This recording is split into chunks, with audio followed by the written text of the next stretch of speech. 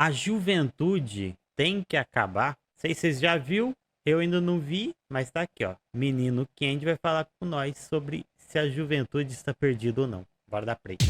E aí, fellow kids, como é que vocês estão? Vocês estão suave? Fala a verdade, você com certeza fala mal de jovem, mesmo sendo um deles. Exatos 8 anos atrás, um canal que eu gosto muito, chamado Vsauce, fez um roteiro que eu nunca mais esqueci, com um conceito que eu levo pra vida. Juvenóia. Você já ouviu falar disso? O medo exagerado da mudança social e do novo. O medo sobre aquilo que ocorre com as crianças e com os jovens de um determinado período.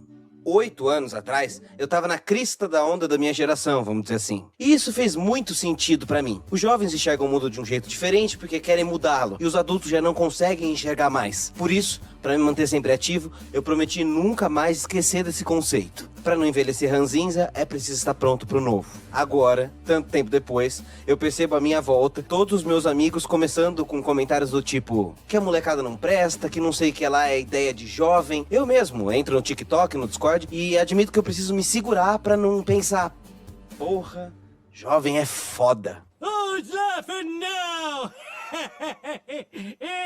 Shut up! Será que chegou a hora então de pensar sobre juventude? Será que eu também tô passando por uma crise de juvenóia? E aí, você também fala mal de jovem? Ó, eu sei que tem uns aí que falam mal de jovem. Eu sei que tem uns aí que falam. Nesse episódio, vamos conseguir lembrar os argumentos do Vsauce, mas ir mais fundo. Trazer algumas leituras sobre envelhecimento, maturidade, capitalismo tardio, sequestro da juventude e história do conservadorismo. Tudo a partir da invenção da adolescência. Sim, invenção da adolescência. Aí, pronto. Bro, what are you talking about, man?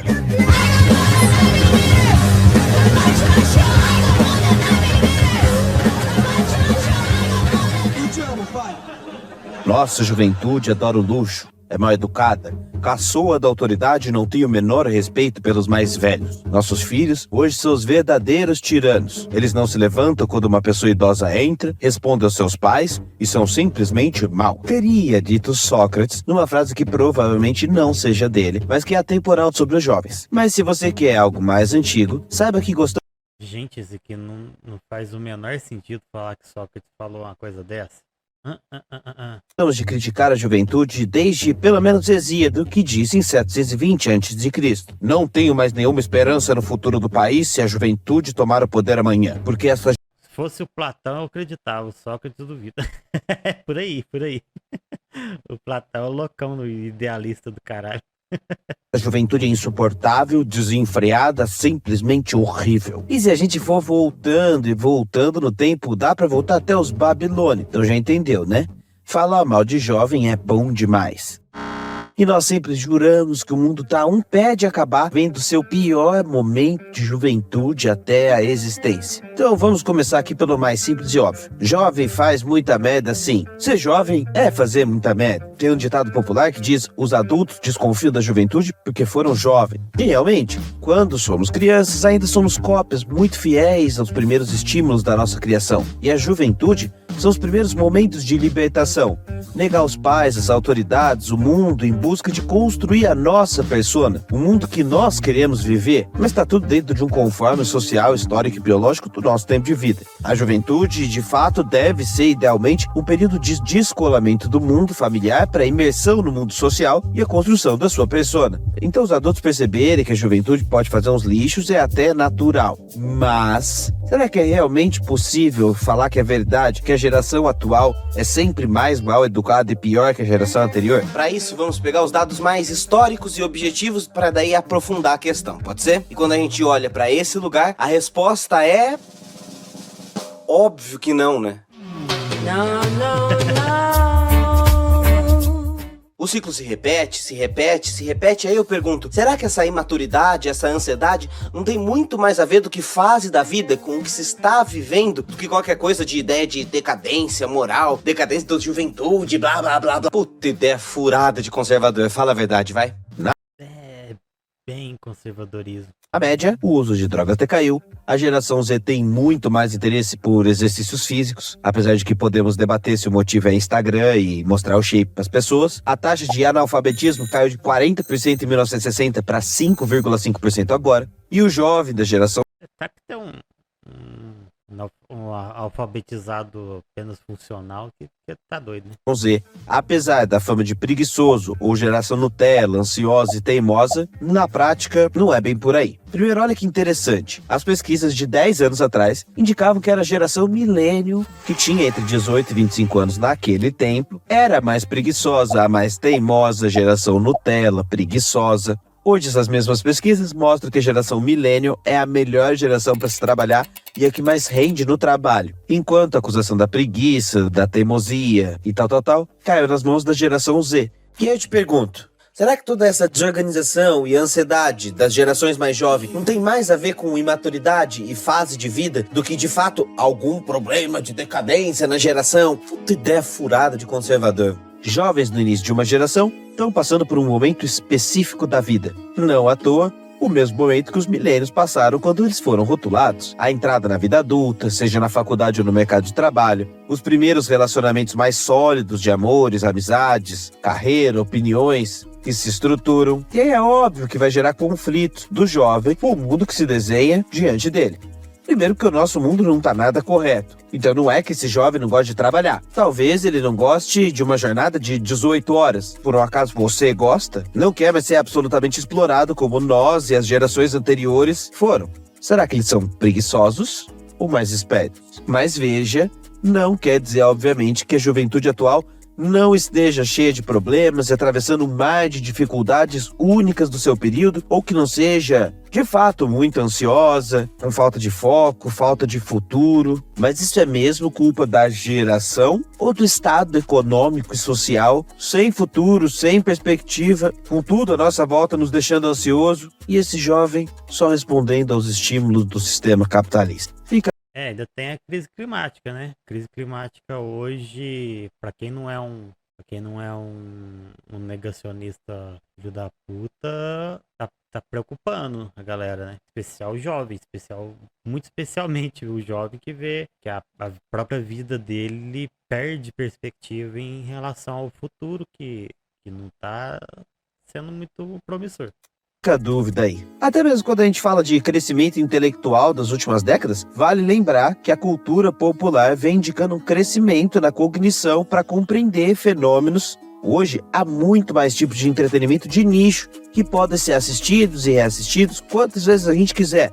E há muito mais disputa em torno da cultura pop, do impacto político que os produtos têm sobre nós. Há muito mais acesso a diferentes tipos de produtos refinados e não tão refinados assim. Mas quando se argumenta coisas ultrapassadas, dizendo que essa geração tem o QI menor do que as outras gerações, não se percebe primeiro que QI é uma medida ultrapassada, inválida, mas também porque se ignora que tipos de inteligência nova têm aparecido nos últimos 50 anos, ou melhor ainda, nos últimos 15 anos depois das redes sociais.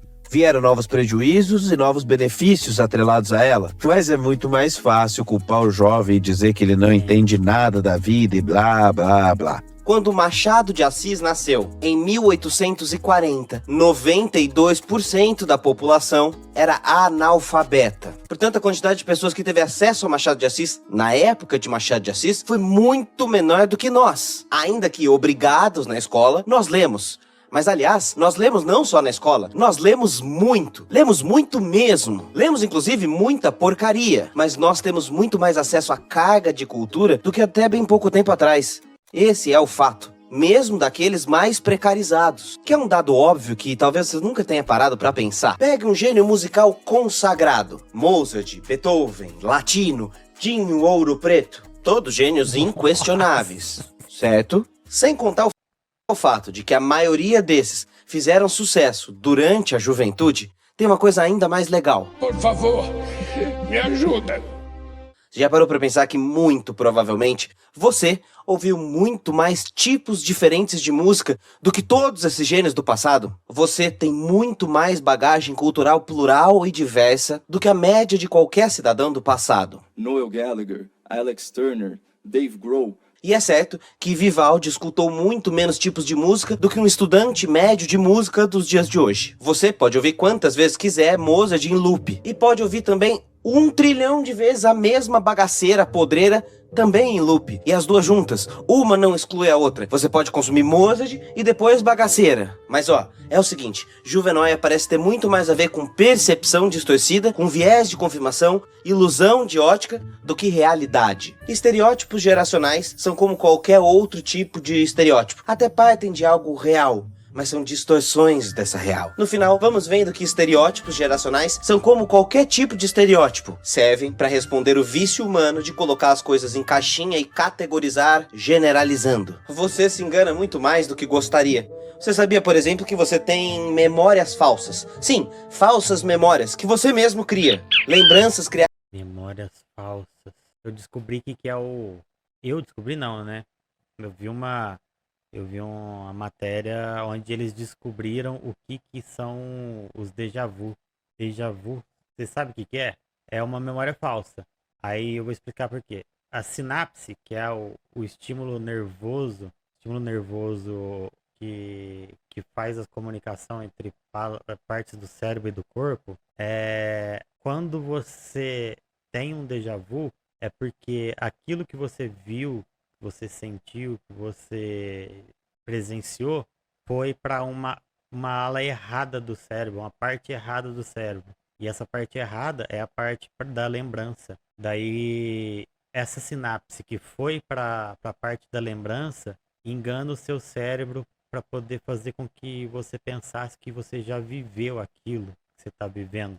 Daí, criando assim uma memória falsa. Achei do caralho isso. Que tu quanto é merda de explicação que dão pra isso é misticismo barato, sabe? Que não explica bosta nenhuma. Mas eu achei do caralho. Duvida. Muito foda. Criadas a partir de fotos, histórias que as pessoas vão contando e que... Bom demais, nu. De certa forma, todas as memórias são parcialmente falsas, nunca são objetivas e se constrói a partir do processo interpretativo subjetivo das informações coletadas pelos sentidos. Sim.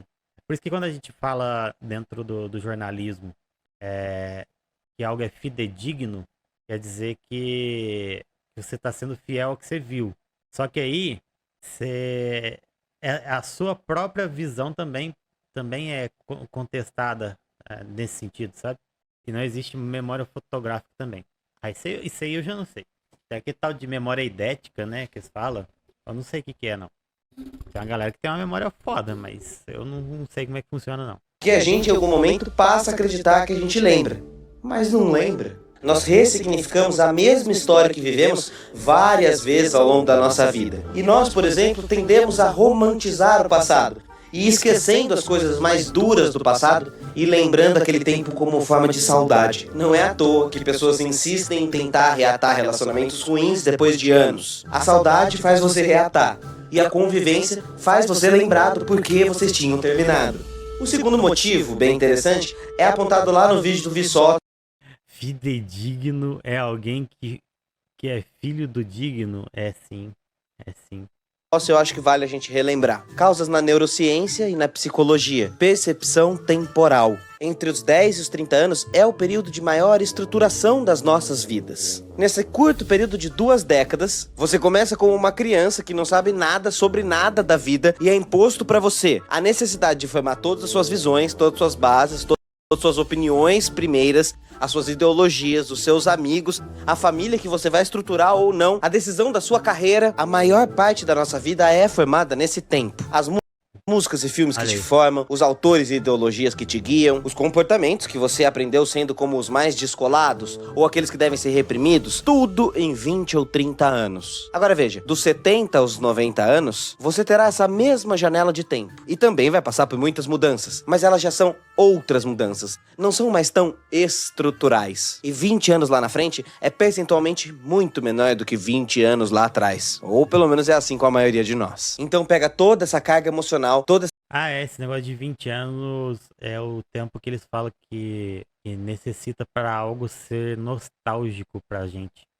É engraçado você pensar nisso porque pra mim até que faz muito sentido. antes dos 20 e tantos anos, eu não tinha experienciado o sentimento da nostalgia. Até que em dado momento da minha vida eu começo a sentir nostalgia de coisas. Aí faz sentido esse negócio dos 20 anos. Parece que realmente é algo em torno dos 20 anos a gente começa a sentir nostalgia. Esse turbilhão de memórias pega tudo isso. Limpa o rabo, a vida bandida é sem futuro. Sua cara fica branca desse lado do muro. E vem a próxima juventude e destrói tudo que eu achava legal. Tudo aquilo que a gente demorou décadas pra construir. Essa molecada vai destruir tão rápido? O mundo tá ficando chato. Pronto. Juvenóia. E segura a onda quem vai falar sobre qualidade, comparar culturas do que consumimos. Calma que a gente já vai falar sobre isso. Então é o seguinte, Juvenóia me parece muito mais uma percepção distorcida, um viés de confirmação do que realidade. E até partem de algo real, mas acabam distorcendo tudo no final das contas. Então vamos falar um pouco sobre essa distorção da realidade?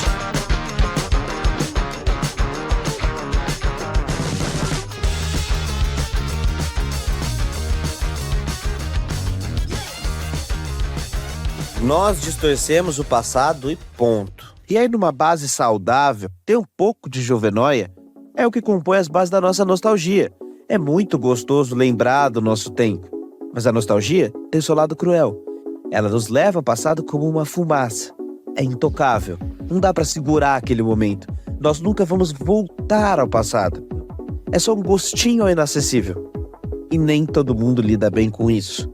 E então, já que não tem como manter vivas suas memórias, emoções e conquistas, lhe resta atacar os que agora tomaram o lugar que antes era seu. Maldito jovem do reggae! Pra você que tem certeza que não, Maldito jovem do reggae! que na sua época a juventude só consumia coisa boa, que na TV, na música só tinha coisa de qualidade. Você tem certeza disso?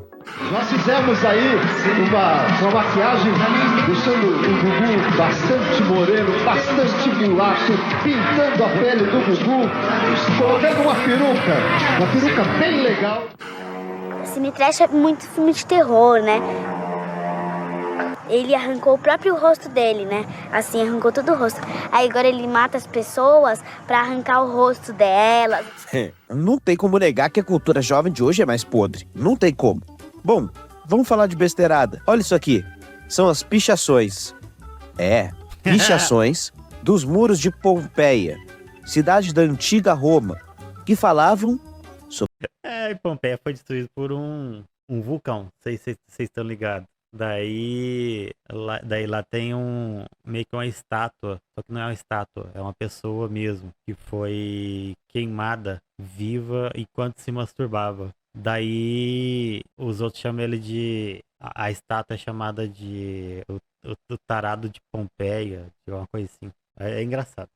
sobre sexo pesado, putaria, denunciavam quem era corno de quem e xingavam muito os políticos. Há rabiscos obscenos em todos os momentos da história, em todas as culturas que a gente procure. Há obras de artes fúteis em todos os períodos. O próprio Mozart tem um Peraí, eu fiquei curioso agora. Aqui.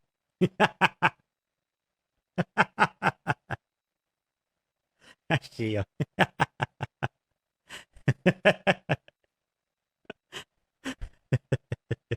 É foda, né?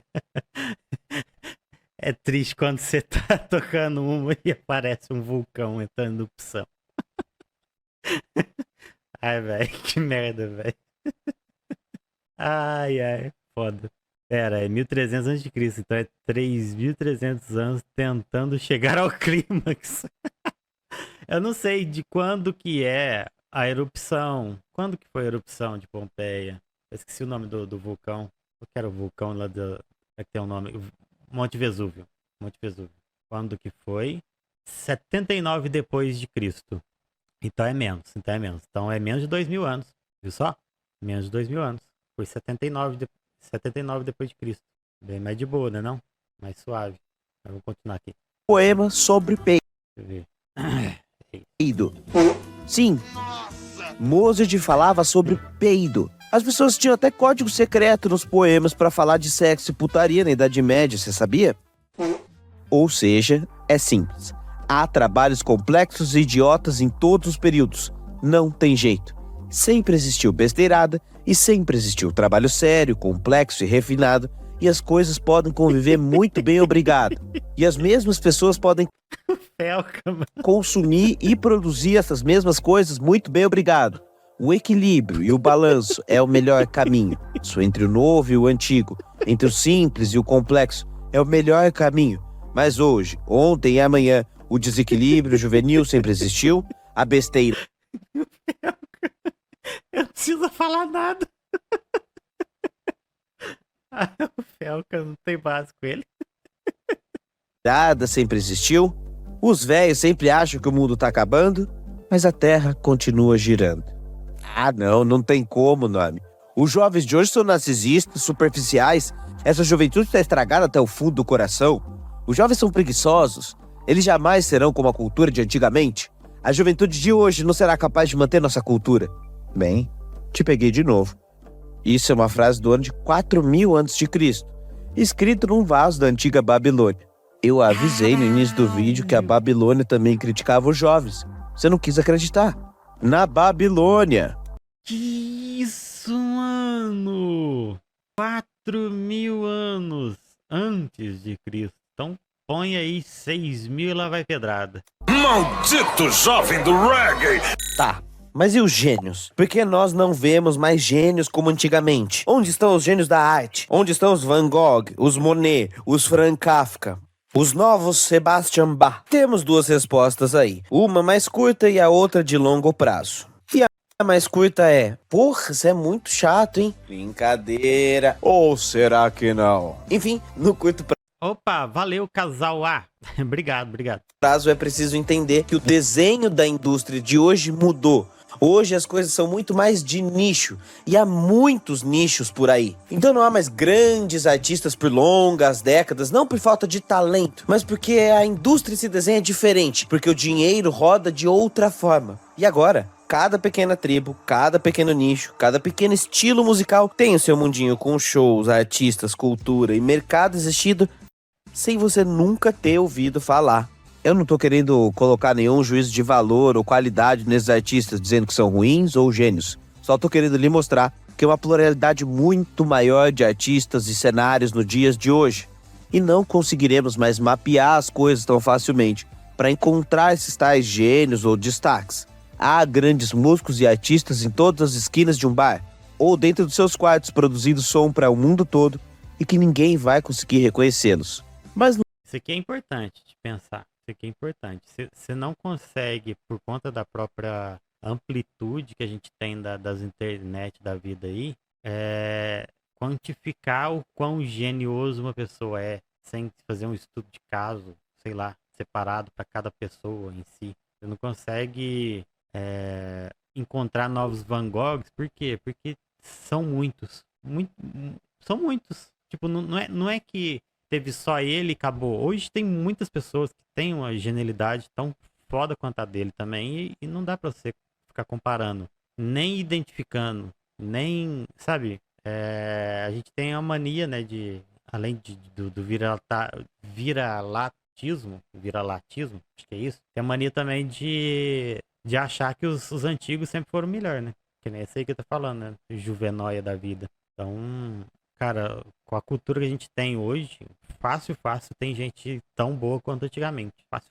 no longo prazo tem uma outra questão sobre os gênios. Os gênios estão por aí, mas demoram a ser reconhecidos. Precisam antes passar por muitos processos de renegação, depressão e esquecimento. Fora que tem o processo de capitalismo não deixar ele ser quem ele é, ou então de não ter reconhecimento no sentido de ser visto mesmo, né? Pode só não ser visto também. Van Gogh morreu pobre e depressivo. Monet ficou famoso um pouquinho antes de morrer. Isso é Monet?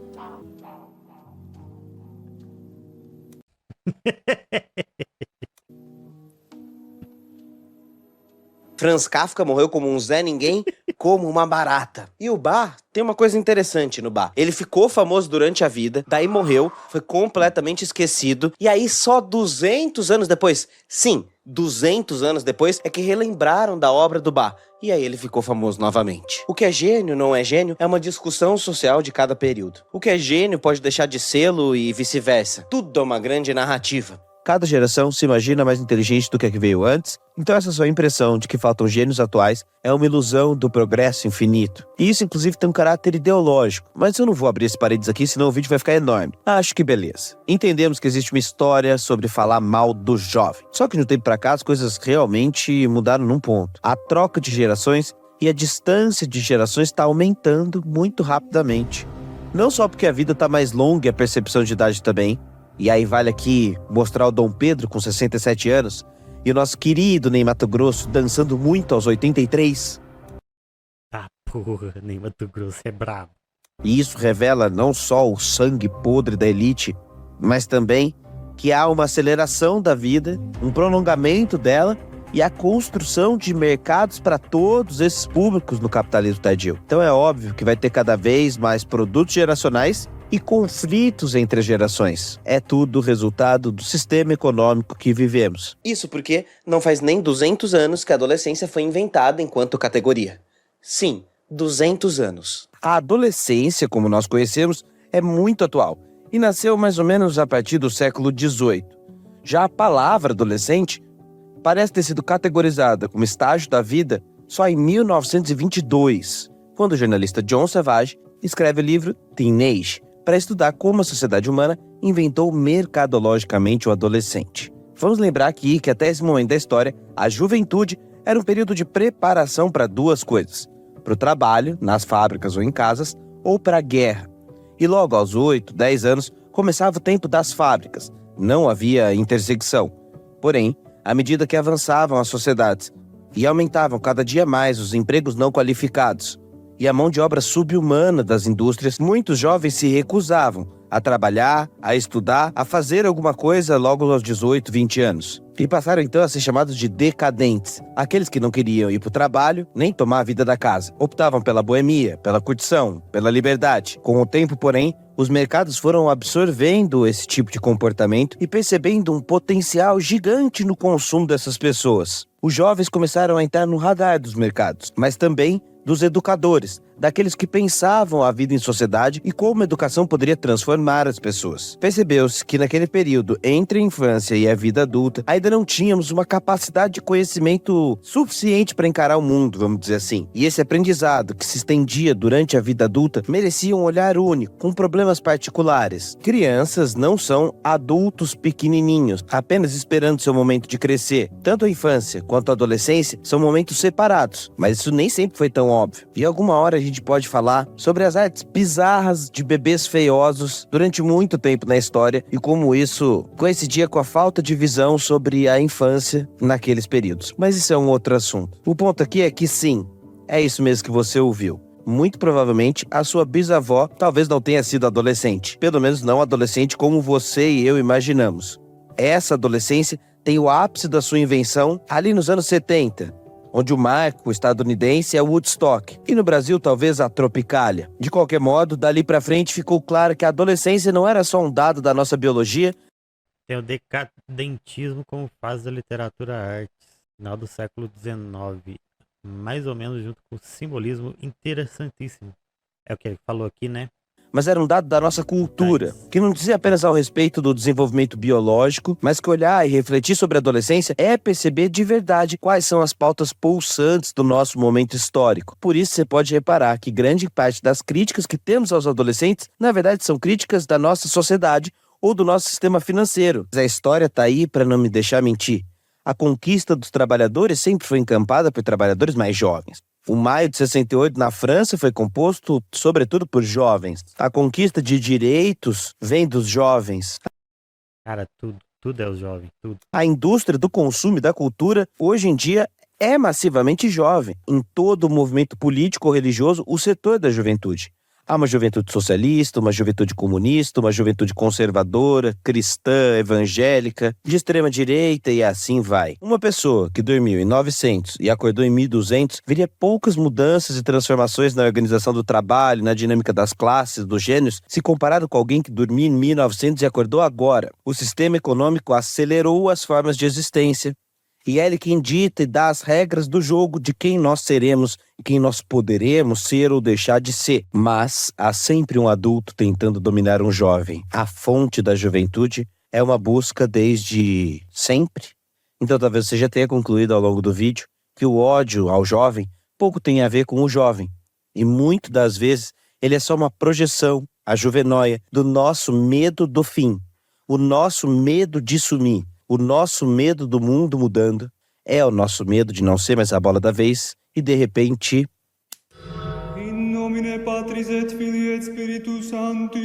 Temos medo da morte.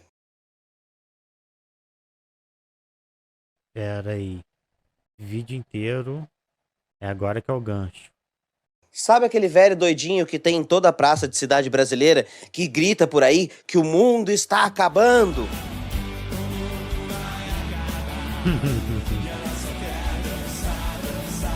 Bom, de certa Pior que ele citou, né, o dinheiro preto. maneira, ele tem alguma razão.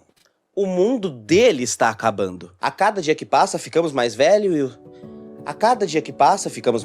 e, portanto, o mundo está acabando todo dia para nós. A mudança do mundo é imanente e inevitável. O mundo está sempre mudando para que outro mundo substitua, porque a nossa morte é iminente. E desculpa se isso pode ser um assunto gatilho para algumas pessoas. A bem da verdade, isso é um assunto muito gatilho para mim. Mas é importante compreender isso bem claramente para entender que essa é a base do fascínio da humanidade pela juventude, pela eternidade, pelo medo da idade. O elixir da vida e a busca pelo ouro de tolo foram uma constante na história da nossa humanidade. Em busca da chamada fonte da juventude, uma história greco-romana reapropriada pelo período do Renascimento que prometia a vida eterna, numa piscina que se você entrasse você se banhava e que por isso era necessário invadir o território. E isso, claro, justificava os massacres sangrentos, ferozes e tudo aquilo que aconteceu. Coincidência só. Em Retrato de Dorian Gray, o dilema do protagonista gira em torno de uma busca, a eterna juventude. O medo de envelhecer e ficar velho, horrível. E aí temos a pira do jovem Dorian. Num quadro, numa pintura ou no vídeo ensaio que só tem a voz, não envelhecemos. Com o uso de filtros, edições, inteligência artificial, conseguimos parar no tempo. Ou pelo menos nos enganamos que estamos parando no tempo. É a compulsão pelos tempos de ouro. Em Meia-Noite em Paris, Gil, um escritor decadente com sua própria arte, consegue voltar ao passado para reencontrar seus poetas e artistas favoritos na Paris das Luzes e finalmente se sentir em casa no tempo de ouro da arte. Chegando lá, se assusta. Os poetas e artistas discutiam fervorosamente. Bom mesmo era a arte de 20 anos atrás. O tempo verdadeiro de ouro da arte sempre já aconteceu. Essa é a cilada do conservadorismo. Acreditar que existiu um tempo de ouro e daí nunca viver a própria glória. Então, idealizar o passado é também uma forma de afago. O passado é o que representa nossas histórias, as nossas raízes. É uma parte importante de quem somos e como nos identificamos. Por isso nos apavoramos. E não é que o mundo está acabando. Esse mundo que você conhece está acabando. Outros mundos emergirão, que podem ser melhores ou piores do que os seus. Porque no final, o que move toda a juvenóia é o que também move o início da filosofia, da história das religiões, ou de toda a indústria de harmonização facial ou ficar no shape e viciar no suco. Acolhimento das inseguranças, do tempo e promessa de vida saudável ou eterna. Amém.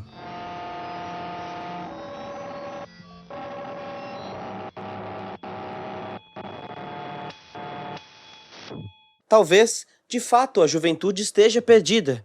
Mas a pergunta é: quem não está? Estamos perdidos em diferentes fases da vida. E um dos maiores choques, pelo menos da minha adolescência, foi percebendo que a casca que os adultos construíram pra mim era uma grande mentira. E que os adultos estavam fingindo que eles sabiam o que faziam. Crescer é descobrir que somos todos imaturos, cheios de insegurança, de medo, de não saber o que vem amanhã. Então não adianta. Não há porque tem juvenóia. Você que ama o passado e que não vê, o novo sempre vem. Se tem problemas na juventude, é também da juventude que tá vindo toda a mudança que dá esperança. Grupos organizados que não aceitam mais ódio, grupos que não aceitam mais não falar sobre crise climática, sobre mudanças estruturais. É dos mais jovens que vêm as propostas mais democráticas, que vêm as inovações mais tecnológicas. Então, se você é mais velho e tá se sentindo inseguro com essa juventude, suas ideias vão ser demolidas pelas novas. Junto o que há de bom com o seu tempo, com o novo, e vamos em frente. Você pode estar sentindo juvenóia. Então respira e dá um abraço aqui.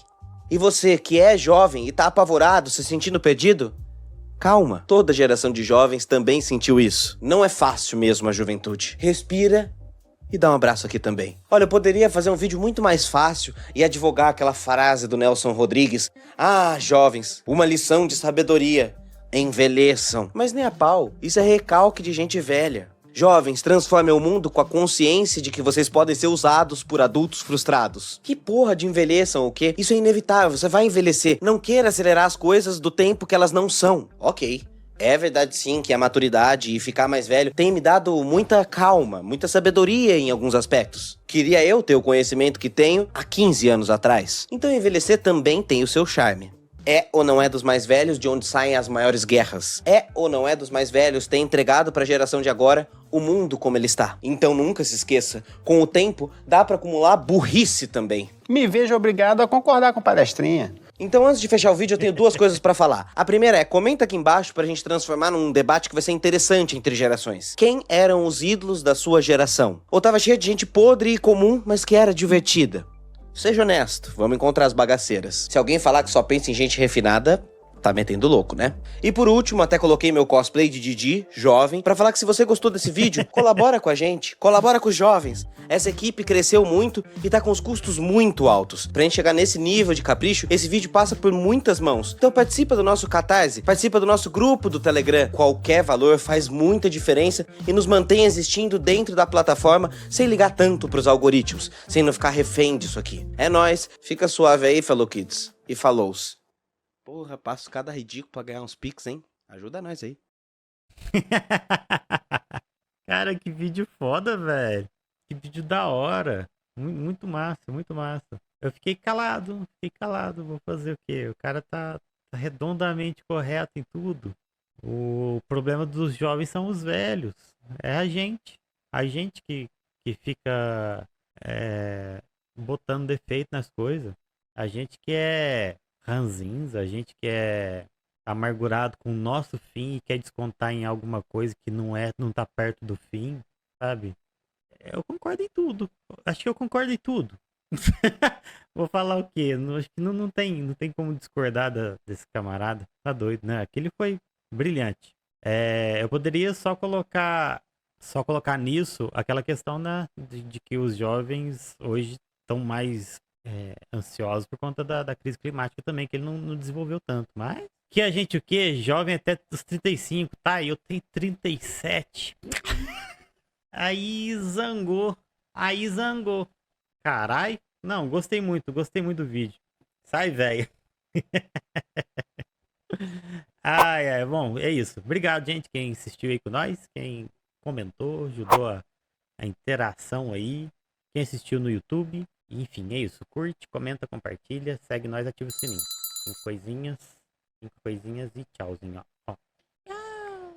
Toma o joinha do tchau. Toma o joinha do tchau.